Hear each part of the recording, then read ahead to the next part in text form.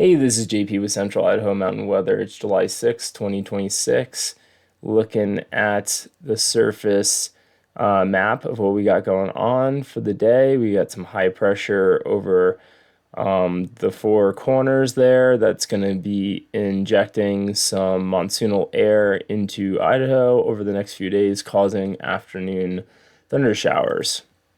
Looking at the satellite image this morning, we got some clouds working their way up into the area. The radar has some light rain to our west that's working its way up under southwest flow. And then looking at the HER model,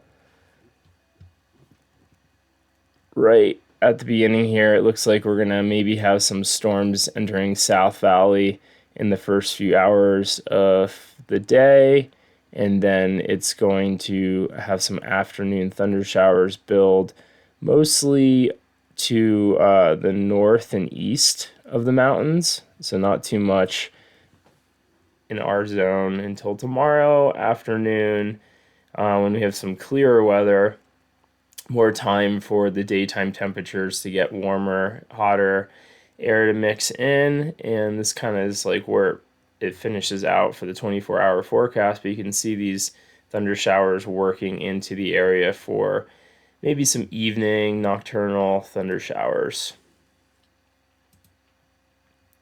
As far as risk goes, it's going to increase this afternoon for thunder showers, mostly pretty far to the north of us in the central mountains, and a little bit better chance to get some thunder showers tomorrow leading into the night. You can see we're already starting to work into the 20-30% chance, and I would say this would just migrate a little bit further north if we were able to get a couple more hours out of that model. Rainfall is going to be pretty limited to where the thunder showers are going to be, so really not expecting too much rain out of this. Temperatures are going to be in the mid 80s, slowly climbing towards the 90s. This week and next week are what I typically think of the warmest weeks of the year. Looks like next week we'll be getting into the low 90s.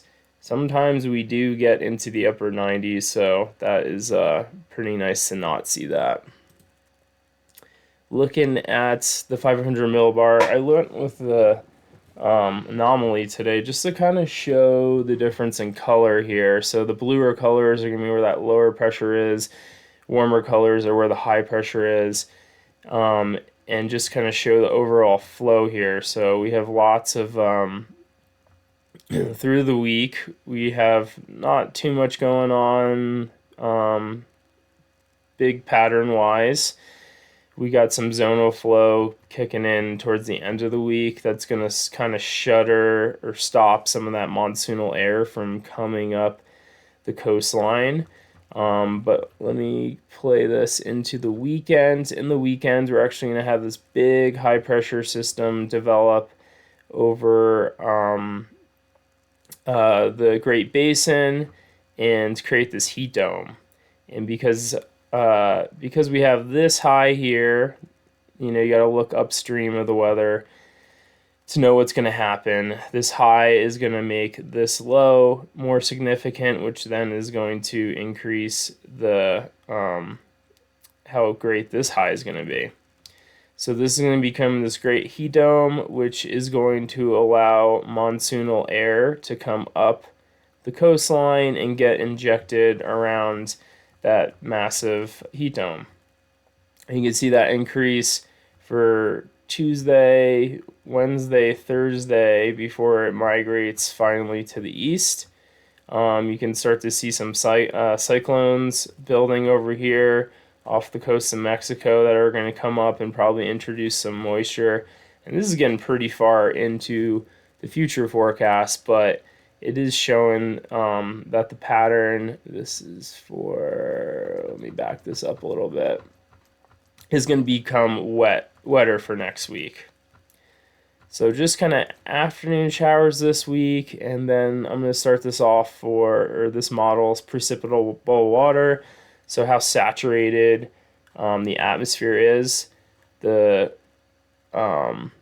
these darker color or browns and whites are kind of where it's drier, and then greens kind of lighter precip, and then heavier precip is where these purples are. So as we play this through, you can kind of start to see as the week progresses, these purples work their way up the coast, and you can see a cyclone develops off the coast of Mexico. That's going to bring in lots of water vapor into our area and probably just produce more thunderstorms, afternoon thunderstorms, which is kind of a good bad thing. This looks like it's actually going to have more water than dry thunderstorms. Looking at the current drought we have going on, it actually doesn't look as bad as it did a couple weeks ago. We're still hovering in that moderate drought, which isn't great, but we're holding on. However, if we look at the fire danger, based on how dry the fuels are out there, you can see Colorado has tons of dry fuels right now, sitting pretty high in that ERC percentile. If we zoom into Idaho, our fuels are drying out. You can see those arrows pointing upwards. So that's pretty dry in Bellevue and Haley, even into Ketchum, and where we have that snow hanging on. It's still in that 60 to 80 percentile, which is good. As far as danger goes today, fire danger, we're sitting in the low category for much of the mountains, and then as we get into the more urban environment, we are moderate to high. So I think if we zoom in here, yeah, Bellevue's just in moderate as far as that goes. And that's a daily thing, so you might see that difference compared to the sign at the SRA telling you otherwise. That's more of a bigger outlook. They're not changing that sign on the daily. All right, so afternoon thunder showers all week, or through Wednesday, and we'll see what the weekend has for us as it gets closer.